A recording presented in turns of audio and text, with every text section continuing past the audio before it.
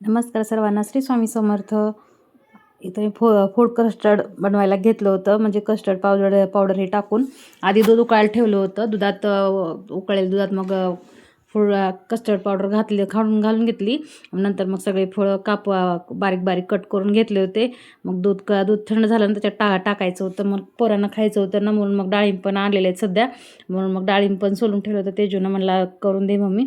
मग सर्वांसाठीच फळं हे टाकून ठेवले, वरतून काजू बदाम टाकून घेतले आणि छान असे मग करून थंड करायला फ्रीजमध्ये ठेवले होते. मग नंतर मग संध्याकाळची पण तयारी चालू होती माझी. मग ते करून आधी फ्रीजमध्ये ठेवून दिले. मला संध्याकाळी जेवण झाल्यावर नंतर थंड म्हणून स्वीट डिश म्हणून खाता येतं म्हणून मग आधी फ्रीजमध्ये ठेवून घेतले.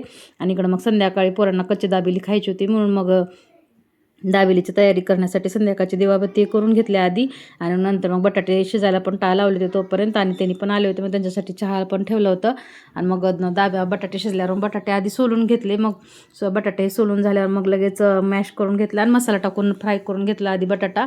मग नंतर मग त्याच्यावरतून बारीक चिरलेला कांदा, बारीक शेव आणि ह्याचे दाणे पण टाकले होते हे डाळिंबाच्या. नंतर मग त्याच्यावरून शेंगदाण्याचे पण हे करून ठेवले होते ना, शेंगदाणे बारीक गॅसवर भाजून त्याचे खाप करून ठेवले होते, ते पण टाकून दिले. छान असं हे करून ठेवलं. शेंगदाणे आधी टाकायची आठवण नाही राहिली ताईनं, नंतर टाकले ते मी शेंगदाणे.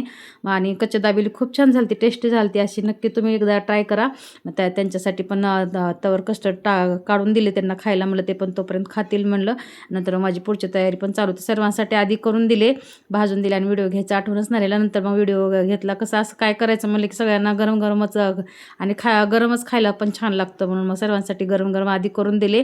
आणि नंतर मग माझ्यासाठी पण मी एकटी राहिली होती खायची. मग नंतर माझ्यासाठी पण भाजून घेतले. आणि 15 ऑगस्ट होतं ना दुसऱ्या दिवशी, मग त्याची तयारी करायची बाकी होती. म्हणजे ड्रेस हे आणला होता पण बाकीचं राहिलं होतं, म्हणून मग आधी हे करून घेतलं. आणि नंतर मग दुसऱ्या दिवशी मला इडली पण करायची होती ना, त्याचं पण बॅटर तयार करून ठेवायचं होतं. रात्रीचे भांडे घासून झाल्या मग आठवण राहिली. कसं आपल्या बायकांना सगळं दुसऱ्या दिवशीची तयारी करूनच आराम करावा लागतं ना, म्हणून मग ते इडलीचं वाटायचं आठवणच नव्हती, म्हणून मग ते इडलीचं पण नंतर वाटून घेतले. आणि नंतर मग लगेच मग मिक्सर हे साफ करून ठेवला आणि डब्यात ते पीठ पण फर्मेंट करायला ठेवून दिले. आणि नंतर मग भांडे घासून घेतले.